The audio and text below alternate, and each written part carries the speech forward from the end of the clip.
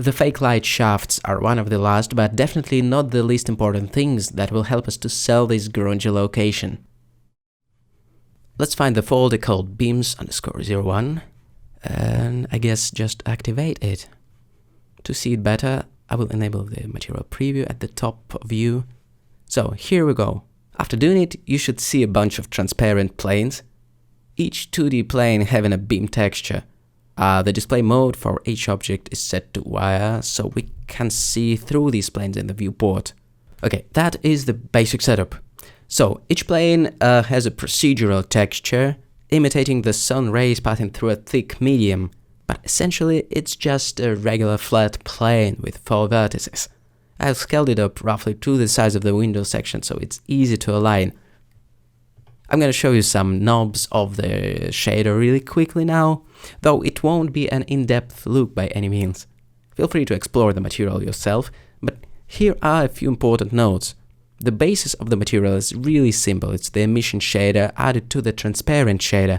The resulting mixture is semi-transparent and additive. The strength of the emission shader can be controlled by the strength multiplier here. We can make the beam more or less prominent by tweaking this knob.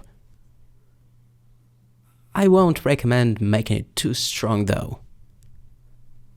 Then, if you scroll the material to the left, you'll find this streaking factor. Streaking factor, like its name implies, breaks up the beam by adding vertical streaks or imperfections to it. It's better to keep all these parameters balanced, of course. I won't recommend going all the way left or right in the mix factor. Then one more thing worth mentioning is the color ramp at the top. Where is it? Yeah, I'm gonna rename it as vertical falloff by right-clicking on it, because that's what it is. It controls the vertical transparency falloff to blend it with the scene in a more gradual way if needed. You can control the falloff by adjusting the flags in the color ramp. Something like that. And of course, we have the color in the emission shader itself. This color should probably correspond with the color of the sunlight, I think. So I gave this slightly yellowish mixture. That's pretty much it for this procedural beam asset. Then I just duplicated it a few times. Notice how the streaking pattern is randomized in each of the objects. And basically I arranged a few rows of these 2D planes to simulate dust and overall haziness with the beautiful light shafts. Just like we mentioned, it is important to keep a cool head and not get overexcited like I often do with the special effects.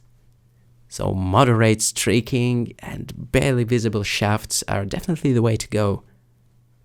If you have any doubts, just keep it minimal. That's the safest bet. Imagine bringing in some flavor of the environment just to help sell the whole thing. And by the way, even though these are just 2D planes, I think it looks fairly believable. I wonder if you agree with me here. Let me take a sip.